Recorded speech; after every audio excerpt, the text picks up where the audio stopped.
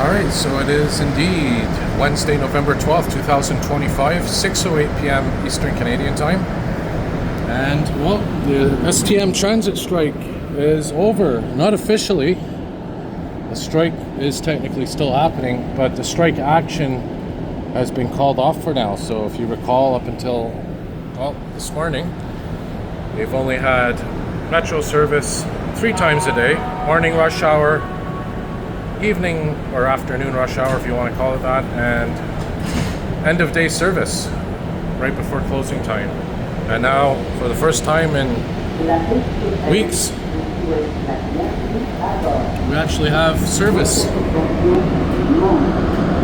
at this time of night, and at 6:08 p.m. So even going to yesterday, probably the last train from Angrignon would have left.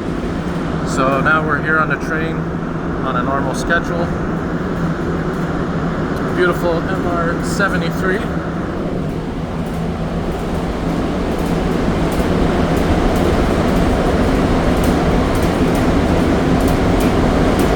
Always a treat to ride these trains. Keep an eye on these maps because I don't know when they're going to update the RAM. Now, I don't know if they're going to change the map when eventually the A3, A2 branches open. Not just the A4, which is the Du Montagne one, opening this weekend. Now, maybe they might wait until all the branches open, or at least A3 and A4. Then A2, the airport branch, is 2027, so they say. So maybe they'll update the map either next spring when Anse Alarm branch opens, A3. Of course, A4 Du Montagne's opening this weekend, so maybe they'll open it up. Maybe they'll change the maps next spring. That's what I'm thinking. Or maybe even wait till 2027 when A2, the airport branch, opens up. Who knows? And check this out. It's, what are we now? 6:10? Yeah, 6:10. And there's 3 wagons I have here to myself. So I don't know, maybe people found alternate ways of getting around. Or maybe they didn't get notice that the strike's over.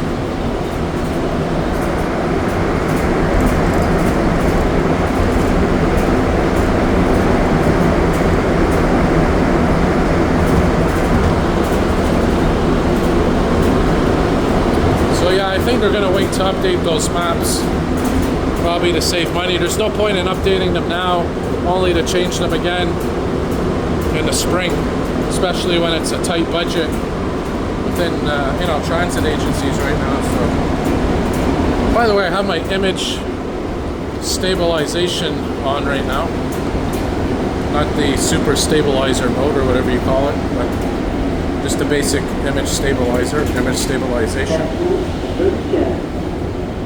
Let's go to the trailer wagon here, see which element we're on of the MR73. Yeah, not many people out right now.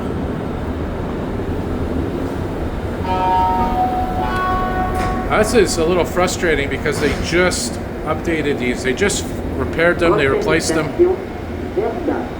I've noticed that these look a lot newer, but they're already having glitches. You can see there, they're already washed out. Not saying this one is a new one, but if you want a clue, you'll see some of them have like a new seal around them. So We're on element 14, right there. If you ever want to know which element you're on, you just have to check the number here after 7-8, so here it's 1-4.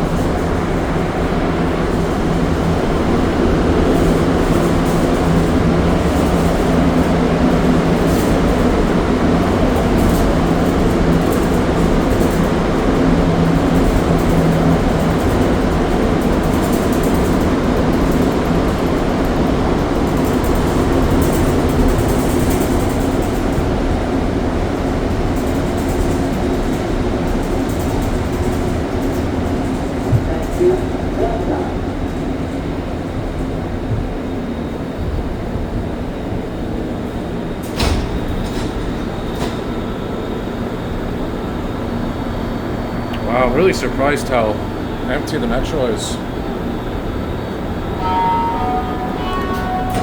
So again, I mean, it's the first day where we've had regular service, so maybe people didn't get the memo.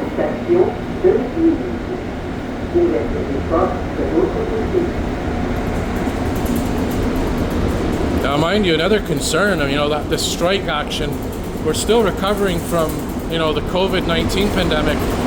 In terms of ridership returning to normal, I think we're still at pre-COVID-19 ridership levels.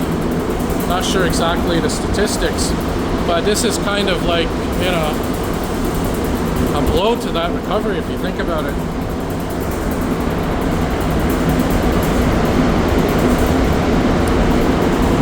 You know, people are trying to become more dependent on transit or more confident within transit, so to speak. And you know, when you have that transit strike, it's a blow to that confidence when, you know, people are trying to find reasons to trust going to public transit.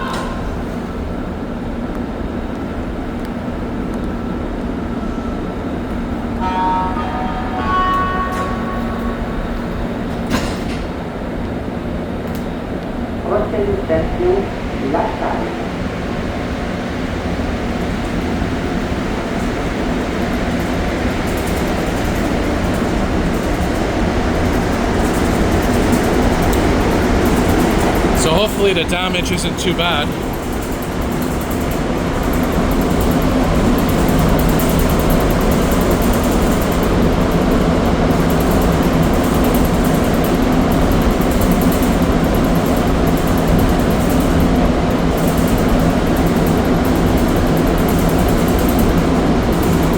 The other concern is recently had the federal budget of Canada, not really any mention of significant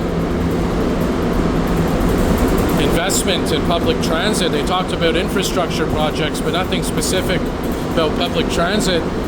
And now we have the provincial budget that's going to come out very soon, with another month or less. And we all know what the current provincial government is like. They don't really put public transit as a priority.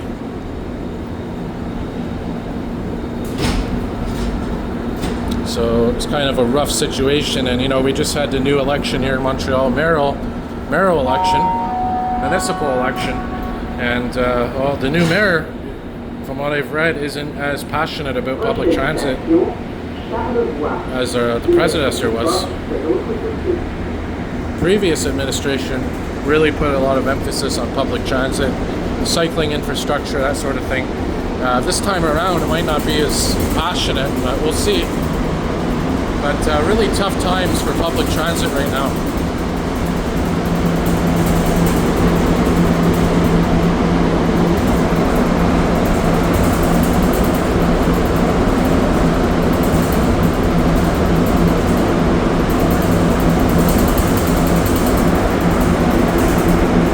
Hopefully, you know, there's a realization of how many people take public transit, how many, you know, people are lower income, and, you know, just people like me that care about public transit. I'm a very strong public transit advocate.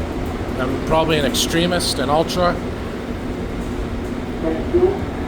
And I believe that, you know, someone like me that, you know, cares about the environment, passionate about the environment, passionate about protecting public transit, hopefully, you know, others realize how just important it is. already business was down downtown because workers weren't able to get to their stores, restaurants, staff, you know.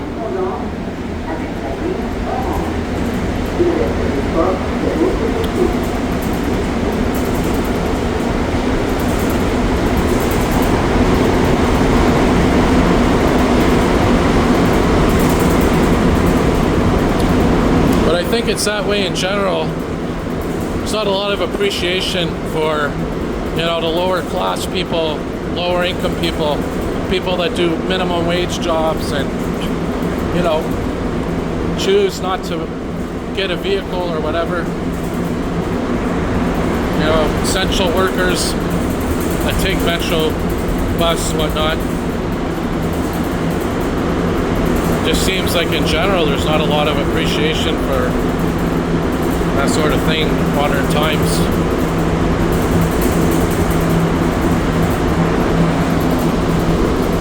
But that's the economic system for you, which is for another time to debate. But for now, we got our transit up and running again, and hopefully at the end of the day it pays off. Alright, thanks for watching everybody. More videos to come.